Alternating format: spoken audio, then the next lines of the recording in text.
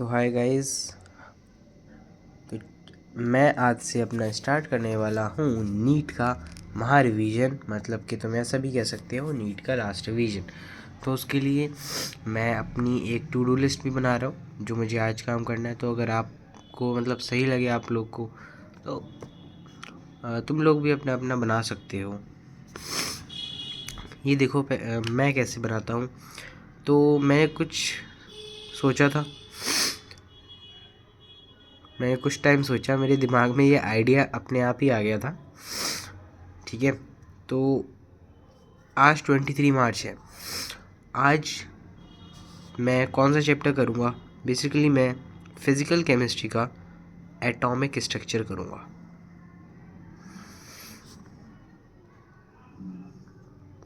अब atomic structure में क्या क्या चीज़ें करनी है? तो पहला लेक्चर और दूसरा फॉर्मूला शीट। क्या आज यही दोनों चीज़ें करनी है कंप्लीट? बिल्कुल, आज यही दोनों चीज़ों को कंप्लीट करना है बस। नाउ सेकंड टास्क अपना है थर्मो NKTG। फिज़िक्स वाले की बात कर रहा हूँ, थर्मो। इसमें भी आज क्या करना है? लेक्चर, मतलब लेक्चर मेरे लिखने का मतलब ये है वीडियो और वीडियो के साथ साथ उसके नोट्स। ठीक है, देखो लेक्चर और फॉर्मूला शीट। क्या सर आज मुझे क्वेश्चन करने हैं? नहीं, आज मुझे क्वेश्चन नहीं करने, बस उन क्वेश्चन के अलावा जो लेक्चर में क्वेश्चंस करवाए गए हैं उनके अलावा कोई क्वेश्चन नहीं करना। मैं बताऊंगा क्या करना है क्वेश्चंस के लिए। और थर्ड काम जो हमें करना है वो हमारा रहने वाला है पीरियोडिक टेबल।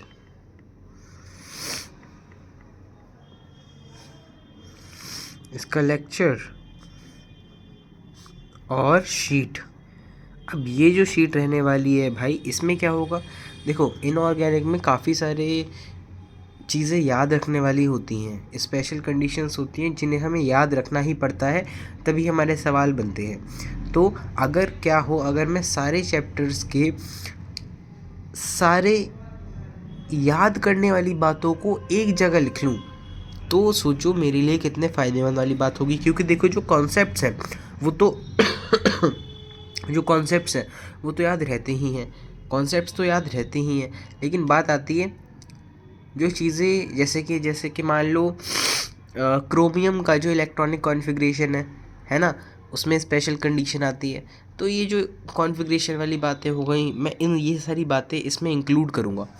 ठीक है, तो ये हो गया। अब हमारा चौथा काम आज रहने वाला है IUPAC and isomerism and GOC। तो ये अपना काम रहेगा, इसका लेक्चर और इसकी शीट। अब शीट देखो, शीट में भी क्या रहने वाला है? एक तो IUPAC वाला जो चैप्टर है, पहली बात तो इसमें जैसे प्रीफिक्स और सफिक्स की नेमिंग होती है ना, तो वो रहेगी मेरी शीट में। और रही बात आइसोमेरिज्म में, तो आइसोमेरिज्म में मुझे नहीं लगता कुछ खास वहाँ पे याद रखने वाला है, बट ठीक है, बहुत कम ही चीज़ें हैं, 3-4 चीज़ें होंगी। बाकी GOC की बात करूँ तो GOC में जैसे कि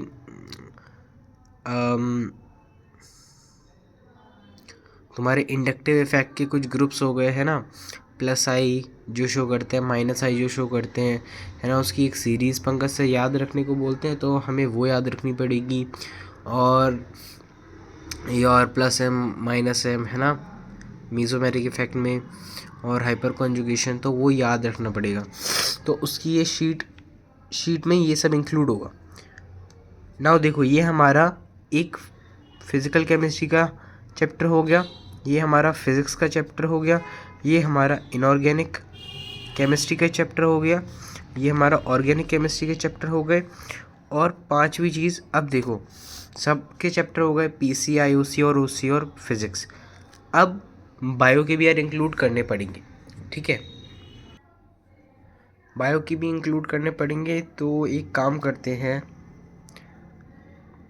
सेक्सुअल रिप्रोडक्शन मेरा बोर्ड भी है 27 को, sexual reproduction in flowering plants है ना, वो करना है। और एक और चैप्टर है मेरे दिमाग में जो मैं करने की सोच रहा हूँ। आई थिंक अगर हमने सेक्सुअल रिप्रोडक्शन को चूज़ करा है तो अपने को चूज़ कर लेना चाहिए और प्रिंसिपल ऑफ इनहेरिटेंस। ठीक है,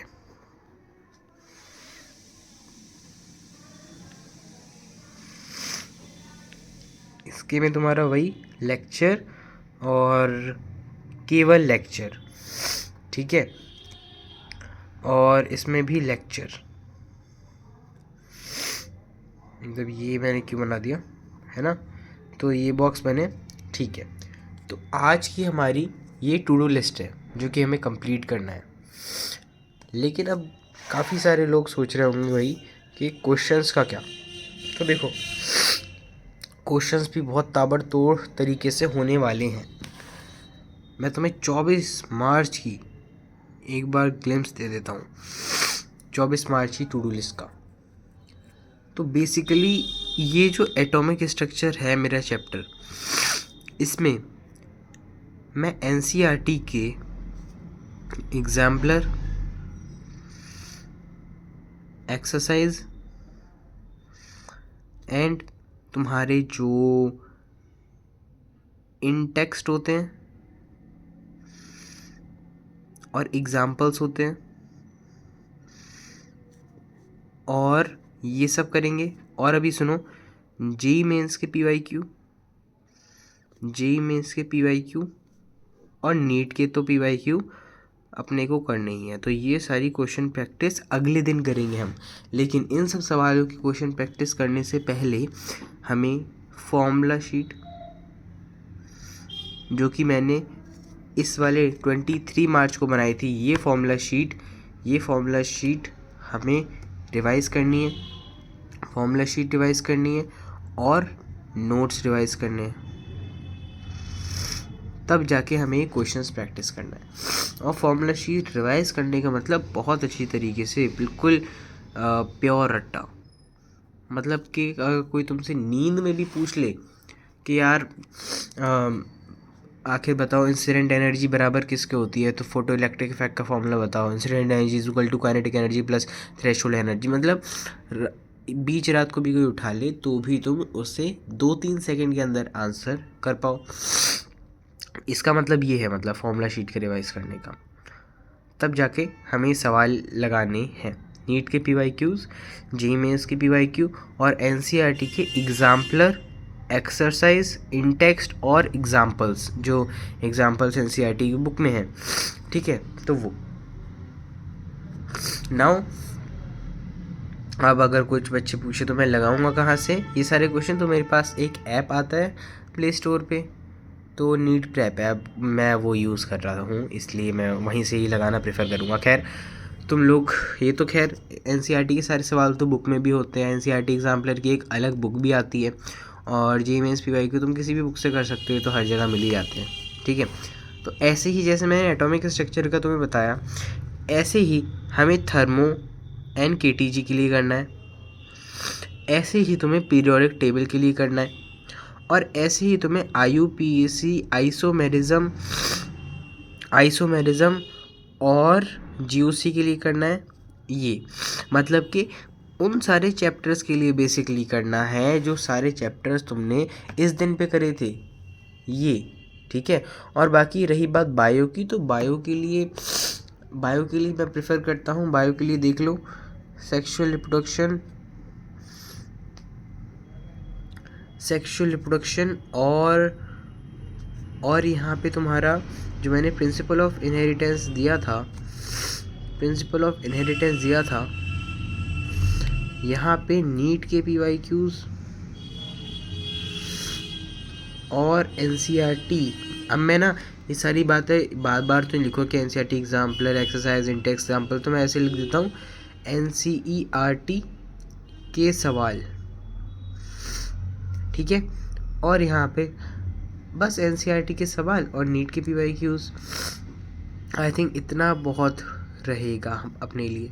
एनसीईआरटी के अगर तुम बायो में भी सवाल कर लेते हो और अगर नीट के पीवाईक्यूज कर लेते हो तो I think it is more than enough. और अगर फिर भी किसी को कुछ करना हो ना तो पीडब्ल्यू की एक कट्टर शीट आती है, आई थिंक वो भी बहुत अच्छी रहेगी। उसे मैं एक बार फ़िलहाल कर चुका हूँ, बट अगर मेरे पास मुझे टाइम मिला अगले दिन, वैसे इस दिन में भी अगर मैं जैसे कि लेक्चर और शीट कर लेता हूँ तो लेक्चर शीट करने के बाद मेरे पास फिर भी टाइम बचता है at the end of the day, तो मैं सवाल प्रैक्टिस ज़रूर कर लूँगा। ठीक है, जैसे कि एग्जांपल के तौर पे ये जो IUPAC आइसोमेरिज्म GOC वाले चैप्टर हैं, अब यार ये तो बहुत छोटे होते हैं, है ना, तो इनके लिए शायद मैं सवाल इस दिन ही बहुत सारे कर लूँ, है ना, बहुत सारे सवाल लगा लूँ, लेकिन ठीक है ना। तो अपना ये टारगेट है। अपना टारगेट तो एक ही है कि अपने को 10 अप्रैल 2026 में अपना सिलेबस कंप्लीट करना है। और मेरा जो प्लान है वो ये है कि 10 अप्रैल को जब अपना सिलेबस